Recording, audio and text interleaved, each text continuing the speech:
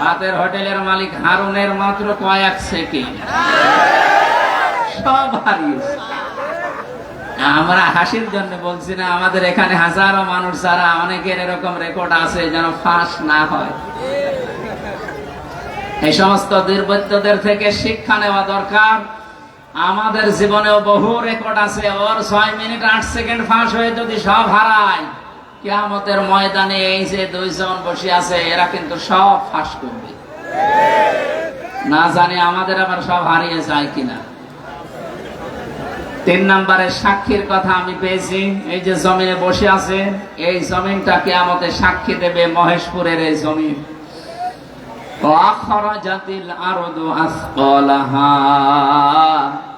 আল্লাহ পাক বলেন মাটির ভেতরে যা আছে সব সেকাল সবগুলো বোঝা জমিন সেদিন বের করে দেবে। সুতরাং এখানে বসে আছি, এই জায়গাটুকু যেন কিয়ামতে আমার পক্ষে দাঁড়ায়, বলে না আমি। এরপরের সাক্ষী হচ্ছে আল্লাহ আমার আমল নামা, যেটা আজকের তেলাওয়াতকৃত। দল মত জাতি বর্ণ ধর্ম নির্বিশেষে কোরআন কারীম শোনার জন্য যারা এসেছি আমরা খুশি, এই জন্য বলছি আলহামদুলিল্লাহ।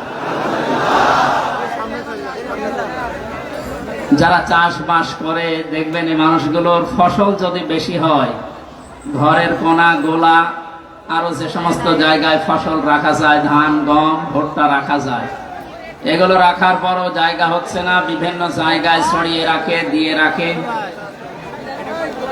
যিনি দায়িত্বে আছেন, তার মানে পরিচালক যিনি, গৃহস্থ যিনি, অনেকে মন খারাপ করেন যে এত ফসল কেন হয়ে গেল।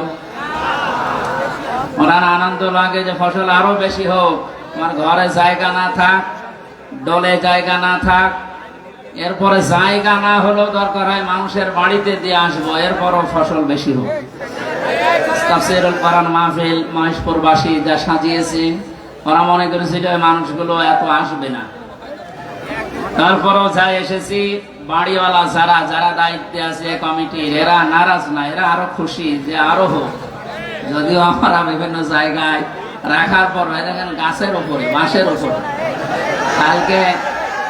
কালকে যেখানে ছিলাম এই বাগেরহাট, ওখানে ওরা 1-1.5 হাজার মানুষের আয়োজন করেছিল। লক্ষাধিক মানুষ হওয়ার কারণে মানুষের চাপে কারেন্টের তার খুলে জায়গায় একজন মারা গেছে।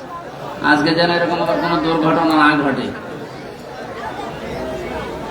তারপরেও এই বাড়িওয়ালার মতো, এটাও কারেন্টের তার ভাই, খুব সাবধানে থাকবেন। যারা গাছে বাসে বিভিন্ন জায়গায় বসে আছেন খুব সাবধানে থাকেন। আমরা বেশি সময় না, ঘন্টাখানিক তাফসীরুল কোরআন মাহফিলে কথা বলবো ইনশাআল্লাহ। ওয়া মা তাওফীকি ইল্লা বিল্লাহ। এই ময়দানটা এখন আমাদের জন্য মরণের পরে যেন সাক্ষী হয়, সেই ব্যবস্থা আজকে আমরা করে নিয়ে যেতে চাই ইনশাআল্লাহ। মরণের পরে কিছু সাক্ষী আমরা কোরআন এবং হাদিস থেকে পেয়েছি, 4 প্রকার হবে। প্রথমে মানুষকে বিচার করার জন্য আল্লাহ রাব্বুল আলামিন যখন তুলবেন, প্রথমে তার মুখের উপরে মোহর লাগিয়ে দিবেন। তার হাত এবং পাও অন্যান্য অঙ্গ প্রত্যঙ্গ আল্লাহর সাথে কথা বলবে। সূরা ইয়াসিনের 65 নম্বর আয়াতে আল্লাহ জানিয়েছেন, আল ইয়াউমা নাখতিমু আলা আফওয়াহিহিম ওয়া তুকাল্লিমুনা আইদিহিম ওয়া তাশহাদু আরজুলুহুম বিমা কানু ইয়াকসিবুন। জোরে বলেন আল্লাহু আকবার। আল্লাহ পাক বলেন, আজকের এই দিনে তোমার মুখ আমি সেলাই করে দিলাম, মুখে মোহর লাগিয়ে দিলাম, তোমার হাত এবং পা অন্যান্য পতঙ্গগুলো আমি আল্লাহর কাছে তোমার বিরুদ্ধে পক্ষে সাক্ষী দেবে। এই জন্য এই সাক্ষীটা আমরা যেন ঠিক রাখি। আমাদের হাত, আমাদের পা, অঙ্গ পতঙ্গ যেন কিয়ামতে ময়দানে মহাশারে আমাদের বিরুদ্ধে চলে না যায়। এমন এমন কাজে হাত দিয়ে করা দরকার, এমন এমন কাজে পা দিয়ে করা দরকার, কিয়ামতে যেন এটা আমার পক্ষে দাঁড়িয়ে সাক্ষী দিয়ে আমাকে জান্নাত পর্যন্ত পৌঁছিয়ে দেয়। এই যে আইদিহিম, তোমাদের হাত, এই হাত মানে শুধু এই হাত না, তাফসীরের ভাষায় এসেছে হাত মানে ক্ষমতার হাত। এই 17 বছর ক্ষমতার হাত যারা অন্যায় ভাবে ব্যবহার করলেন, বিভিন্ন চেয়ারে বসে, আপনি বলেন তো কি জবাব দেবেন কিয়ামতে আপনার এই হাত দিয়ে? আপনার মুখ তো থাকবে বন্ধ, কথা বলতে পারবেন না, আপনার এই হাত আপনার বিপক্ষে চলে যাবে। এই জন্য আপনার জন্য আমাদের আফসোস হচ্ছে, আপনি 17 বছর জুলুম করার কারণে শুধু নিজের ক্ষতি করেননি, নিজের শরীর পর্যন্ত ক্ষতিগ্রস্ত করবেন, আপনার হাতও আপনার বিপক্ষে যাবে। প্রভাব প্রতিপত্তির হাত আছে। এলাকায় অনেকের ক্ষমতা ছিল না, কিন্তু প্রভাব প্রতিপত্তি ছিল। টাকা পয়সা, জমি জায়গা, অর্থ সম্পদের মালিক হওয়ার কারণে এগুলো জুলুমের পক্ষে কাজে লাগিয়ে মাসলুমকে আরো যেন জুলুম করা যায় সেভাবে ব্যবহার করেছিলেন। নিজের সাথে আপনি মিলান। তাফসীর মাহফিলে এসেছেন, অন্তত কিছু নিয়ে যান। আপনার মনের পরিবর্তন যদি কোরআন ঘটাতে না পারে, যেহেতু কিয়ামত পর্যন্ত হেদায়েতের বাণী নিয়ে আর কোনো কিতাব আল্লাহ পাঠাবেন না, সুতরাং এর কথা শুনে আপনাকে হেদায়েত পাওয়া লাগবে। আল্লাহ যেন আপনাকে পরিবর্তন হওয়ার তৌফিক দান করেন, আমিন। এরপরে যে সমস্ত হাতের কথা আছে, এমনকি শরীরের এই হাতও এর ভেতরে আছে। এই হাত দিয়ে আমরা এমন কোন কাজ এখন থেকে মরণ পর্যন্ত আর না করি যেন আমার বিপক্ষে গিয়ে আমাকে আবার জাহান্নামে নিয়ে যায়। 2 নম্বরে ওয়ারজুলুহুম বিমা কানু ইয়াকসিবুন দিয়েছেন। আল্লাহ রাব্বুল আলামিন পায়ের কথা জানিয়েছেন। পা দিয়ে মানুষ শক্তিশালী কাজগুলো করে বেশি আমরা দেখি। এই পৃথিবীতে ইসলাম ধ্বংস করার জন্য, ইসলামকে উৎখাত করার জন্য এক শ্রেণীর মানুষ এখনো বিভিন্ন লাইনে শক্তি খাটিয়ে যাচ্ছে। এজন্য আমাদের পা, আমাদের হাত আমরা পক্ষে রাখি, আল্লাহর পক্ষে, কোরআনের পক্ষে, মানবতার পক্ষে। আল্লাহ তুমি তৌফিক দিও, আমিন। 2 নম্বরে সাক্ষী হয়ে দাঁড়াবে আপনার এই 2 কাঁধের উপরে যারা আছে এরা। আল্লাহ পাক জানিয়েছেন কিরামান কাতিবিন ইয়ালামুনা মা তাফআলুন।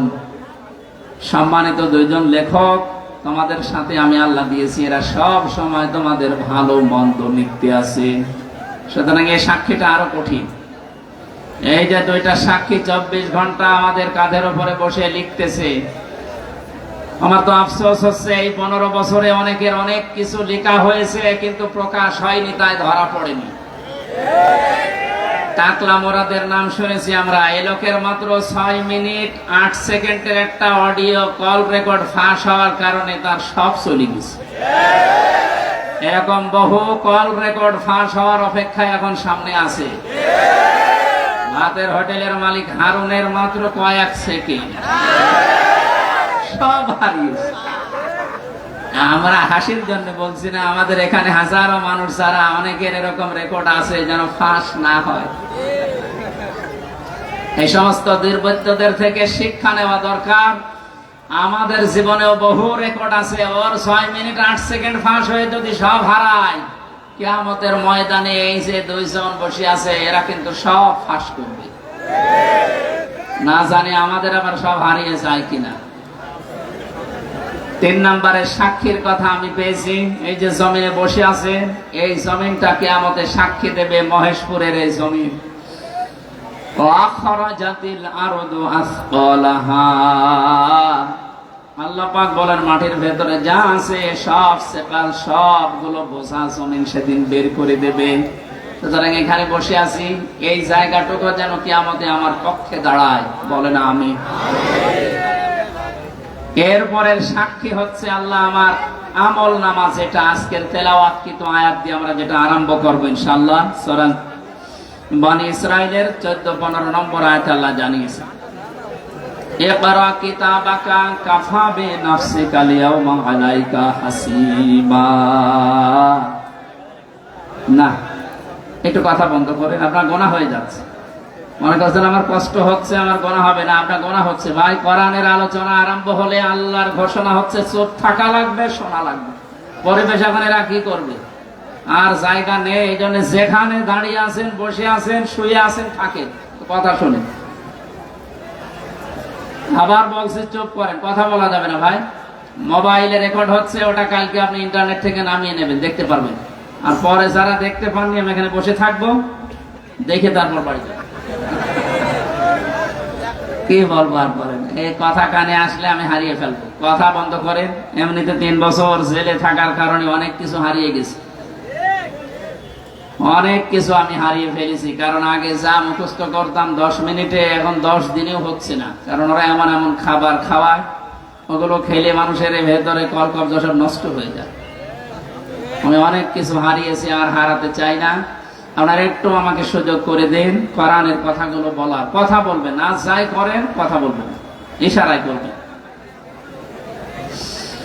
আমল নামাটা হাতে দিয়ে আল্লাহ পাক বলবেন পড়ো, লোকটা পড়তে থাকবে, আল্লাহ জানিয়ে দেবেন এইটাই তোমার হিসাবের জন্য যথেষ্ট, আর কিচ্ছু লাগবে না। জান্নাতে যাবে না জাহান্নামে যাবে, এই আমল নামাটা যেটা ফেরেশতা লিখেছিল এইটাই বলে দেবে। আল্লাহর বান্দা ওইটা হাতে নিয়ে পড়া আরম্ভ করবে। কয়েক লাইন পড়ার পরে দেখবে না এইটা তো জনগণের সামনে পড়া যায় না, লাইনটা বাদ দিয়ে পরের লাইনে চলে যাবে। হাজার হাজার সিসি ক্যামেরা নিয়ে দাঁড়িয়ে আছে ফেরেশতারা। জেলখানায় থাকতে বিশেষ করে আমার আর মামুনুল হক হাফিজাহুল্লাহ, এই দুইজনের ব্যাপারে আলাদা কড়াকড়ি দিয়ে ওরা ক্যামেরা লাগিয়ে দিয়েছিল, যেন কেউ কথা বললে ওইটা ওরা অফিস থেকে দেখতে পারে যে কি কথা বলছে। অথচ আমাদের যে মামলা, আমার তো ছেড়ে রাখার দরকার ছিল জেলখানার ভেতরে। এই ঠনক মামলা দিয়ে এত কঠিন কঠিন অবস্থায় নিয়ে গেছে, মানুষ এমনি টেনশনেই হাফ হয়ে যাওয়ার কথা। ফাঁসির কন্ডেম সেলের ভেতরে ওরা রেখেছিল আমারে, আমারে রাখার দরকার ছিল তো ওয়ার্ডে, যেখানে 70-80 জন মানুষ থাকে, যে এখানে সারাদিন থাকেন, গল্প করেন, নামাজ পড়ান, কোরআনের কথা বলেন, মাগরিবের পরে আপনারে ঘরে তালা লাগিয়ে দেবেন। 24 ঘন্টা এদিকে 2.5 হাত, এদিকে 3.5 হাত তালা লাগিয়ে দিতেও থাক, কোনো যোগাযোগ নেই, যোগাযোগ বিচ্ছিন্ন। এই কঠিন অবস্থায় রাখার কারণে আমি বাস্তবতা একটা জিনিস টের পেয়েছি। কিয়ামতের ময়দানের এই যে আল্লাহ আমল নামাটা হাতে দিয়ে বলবে যখন পড়, এই লাইনটা আসলে যারা এই জুলুমের সাথে সম্পৃক্ত ছিল, ওই জুলুমের কথাটা ওরা পড়তে চাবে না। কোন লজ্জায় পড়বে, হাজার হাজার মানুষ তার সামনে থাকবে। আল্লাহর ফেরেশতারা ডাক দিয়ে বলবে না, আজকে আর ফাঁকি দেওয়ার কোনো রাস্তা নেই, কত ক্যামেরা সামনে, সব ফেরেশতারা দেখছে, পড়ো এই লাইনটাও পড়ো, বিনা কারণে মানুষকে কেন কষ্ট দিয়েছিলে এইটা পড়ে শোনাও। যারা কষ্ট দিলেন এই 17 বছর, হাজার হাজার লক্ষ লক্ষ মানুষকে, আপনার বিবেকের কাছে বলেন তো, আপনি কি পড়তে পারবেন কিয়ামতে ওই লাইন? পারবেন না। এই জন্য তওবা করার সময় যেহেতু এখনো শেষ হয়নি, পশ্চিম দিকে এখনো সূর্য ওঠেনি, আপনি এখনো তওবা করতে পারেন যদি আল্লাহ কবুল করেন। কিন্তু দুঃখজনক হলো সত্য একটা ভয়ঙ্কর তথ্য, আল্লাহু লা ইয়াহদিল কওমাজ জালিমিন, জালেমদেরকে আল্লাহ হেদায়েত দেয় না। আপনার কপালে যে কি আছে, নিজের কপালে আপনি নিজে কোড়াল মেরেছিলেন। আপনার জন্য এখন আমরা যারা মুসলিম, আমাদের আফসোস হচ্ছে যে আপনি কি করলেন, দুনিয়াও শেষ করে দিলেন, আপনার আখিরাতটা ধ্বংস অলরেডি হয়ে গেছে। আপনার থেকে আমরা শিক্ষা নিতে চাই, আমাদের বাকি জীবনে যেন আমরা এমন কোনো কাজ না করি যেটা আমি জনগণের সামনে পড়তে পারবো না, ঠিক আছে? তাহলে এই মাহফিল সাকসেস হবে। তাছাড়া আমি একেবারে হাব্বা চাব্বা দিয়ে স্টেজ সব ভেঙে ফেললাম, কোনো কাজ আছে? বাংলাদেশে ইসলাম কায়েম হয়ে গেল মনে করেন, কিন্তু আমার নাজাত হইল না, লাভ আছে? বলেন না কেন? ইসলাম কায়েম হোক না হোক, আমার চেষ্টা করা লাগবে এই জমিনে। কারণ এই যে ইসলাম, এটা আল্লাহর তৈরি করা, আল্লাহর পাঠানো। আমি ইসলামের মালিক না, আমি ইসলামের খাদেম। আমি ইসলামের কি? এই জমিনটা, এই যে মনে হয় 2-3 বিঘা জমিন এখানে পড়ে আছে, এই জমিনের মালিক হচ্ছে ইনি, সভাপতি সাহেব, মুন্সি সাহেব। আমাদের মতো 8-10 জন কামলা, জন, মনীষ, পাট, লেবার যাই বলেন, উনি ভাড়া করিস যে আপনারা সকাল থেকে বিকাল 5টা পর্যন্ত এই জায়গায় ধান লাগান, এই জমিনে বিকাল 5টায় আপনাদের বেতন দিয়ে দেব। বিকাল 5টা বাজতে আর মাত্র 10 মিনিট বাকি আছে। কয় মিনিট? 8-10 জন মস্তান এসেছে মোটরসাইকেল নিয়ে, বড় বড় ছড়ি নিয়ে, সোনার ছেলেরা এখন যেটা ব্যবহার করতো, যেটা এখন পাওয়া যাচ্ছে, এইটা এখন নিয়ে এসে বলছে ধান আমরা লাগাতে দেব না, ধান লাগিয়েছেন যা আরো তুলে ফেলবো। আমরা যারা আছি কামলা হিসাবে যারা কাজ করছি, একেবারে ছেড়ে দিলে হবে? তাহলে বেতন পাওয়া যাবে? ওদেরকে বলবো, ভাই এ জমিনের মালিকও আমরা না, এ ধানের মালিকও আমরা না, আমরা কামলা, আমরা হচ্ছে জন, লেবার যাই বলেন, আমরা খাদেম। কাজ করছি, বিকাল 5টায় বেতন দিয়ে দেবে। এখনো 10 মিনিট বাকি আছে। আপনারা ধান যদি তুলে ফেলতে চান, এ ফসল নষ্ট করতে চান, 10 মিনিট পরে তুলে বলছে ঠিক। এইরকম কামলা নেওয়া যায় না? ঠিকই বলিস, কারণ জমি তো আমার না, এ ধানও আমার না, তুলে ফেলেন আমার অসুবিধা নেই, 10 মিনিট পরে। আমার বেতনটা আগে বিকাল 5টায় নিয়ে নি। বিকাল 5টা বাজার আগে কিন্তু এ ধান আমি তুলতে দেব না, যারা 10 জন কামলা আছি। যদি তুলতে চাই, এরপরও মস্তানরা কটা কাটাকাটি হবে না, মারামারি, রক্তপাত, যদি মেরে ফেলা লাগে। কারণ আমার টার্গেট কি? বেতন। টার্গেট কি?